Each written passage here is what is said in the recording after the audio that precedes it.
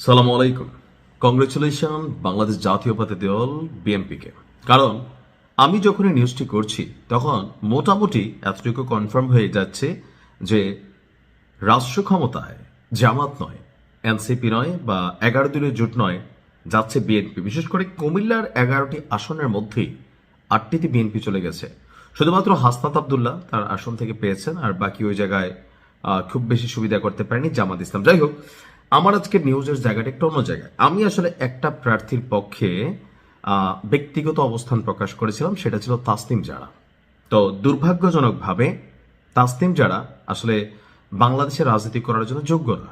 কোথাও না কোথাও আমরা বাংলাদেশে যেই ঐতিহ্যগত যে রাজনীতি আছে সেই রাজনীতির ধারাবাহিকতার বাহিরে গিয়ে নতুন বা ইয়াং বা ডাইনামিক বা ধরেন কি বলা হয় যে জাতিকে বদলে দেওয়ার মতন যে একটা এনার্জেটিক মেন্টালিটি মুড আছে, ক্রিয়েটিভিটি আছে, সে তাসনিম জারাদের জন্য আসলে বাংলাদেশের রাজনীতিটা।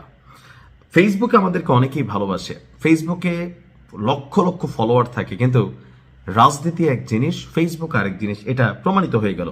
আমি যখন কথা বলছি ঢাকা নয়, সংসদীয় আসনের প্রাথমিক নির্বাচনী ফলাফল মোটামুটি নিশ্চিত হয়ে গেছি আমরা। দুটি গুরুত্বপূর্ণ কেন্দ্রে বড় ব্যবধানে এগিয়ে আছেন ধানের শীষ প্রতীকের প্রার্থী হাবিবুর রশিদ হাবিব সাহেব। আপনার বেসরকারি সূত্রে প্রাপ্ত তথ্যগুলো বলছে তার নিকটতম প্রতিদ্বন্দ্বী হিসাবে রয়েছেন শাপলা কলি, অর্থাৎ এনসিপির যিনি আছেন প্রতীক প্রার্থীর জাবেদ মিয়া। তবে বিএনপি এখানে শতভাগ জয়ী হতে যাচ্ছে। আর অন্যদিকে আমাদের তাসনিম যারা আছেন ফুটবল মার্কা নিয়ে বর্তমানে চার্টের একদম লাস্টে, অর্থাৎ তৃতীয় অবস্থানে।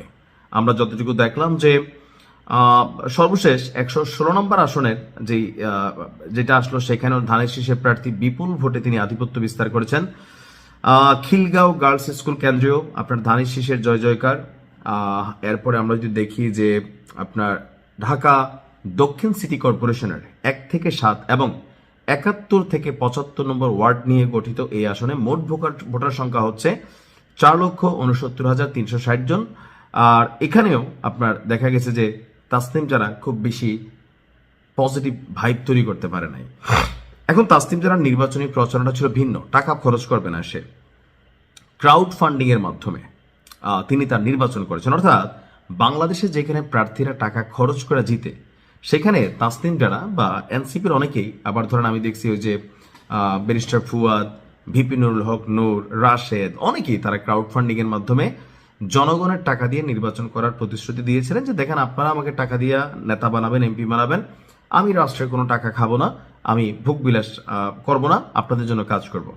এখন এই যে ধরেন তাসনিম যারার পরাজয় হয়েছে, এটাতে আসলে কি মেসেজ ক্রিয়েট হয়েছে যে নতুনদের মধ্যে হাসনাত আবদুল্লাহর বিষয়টা আলাদা। এখানে যদি মঞ্জুরুল হক মুন্সি থাকতো এই আসনও বিএনপি বাগিয়ে নিত, এটা কিন্তু সত্যি। এখন মঞ্জুরুল হক মুন্সি তিনি এখান থেকে মাঠ থেকে ছিটকে যাওয়ার কারণে অন্য যে প্রার্থী আছেন এগুলো টিকবে না। আর হাসনাত জুলাই আন্দোলনে যারা নেতৃত্ব দিয়েছেন এদের মধ্যে একটা ভাইবের জায়গা হচ্ছে হাসনাত, বা খুব বেশি যে তার সম্পর্কে অভিযোগ আছে ওরকম ছিল না। বাট যদি মঞ্জুরুল হাসান মুন্সি থাকতো সেখানেও বিএনপি কিন্তু জয় পেয়ে যেত।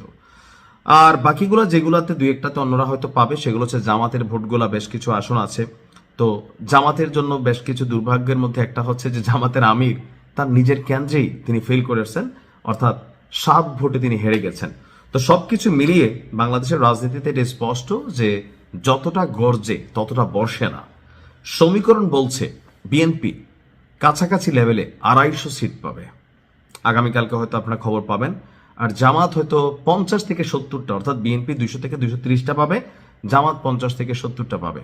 আর তাসনিম যারা, তার জন্য রাজনীতিটা টাকা কামানোর ইস্যু ছিল না, তার হিউজ আর্নিং আছে, ইউরোপের মতন দেশে তার জন্য রাস্তা খোলা আছে, ফেসবুকে ফ্যান ফলোয়ার আছে। বাট ওই যে নতুনদেরকে রাজনীতিতে টানার জন্য দলের বাহিরে স্বতন্ত্র হিসাবে কেউ যদি ভাবে যে আমি দেশের জন্য সেবা করব, এটা বাংলাদেশে পসিবল না, ইউরোপ আমেরিকাতে পসিবল। তারপর আমি মনে করবো তাসনিম যারার মাঠ ছাড়া উচিত হবে না। আপনি যতটুকুই পাইছেন এখানে আপনার একটা ভোটার শ্রেণী ছিল, আপনি আগামী জন্য ট্রাই করবেন। ভালো থাকুন, আসসালামু আলাইকুম।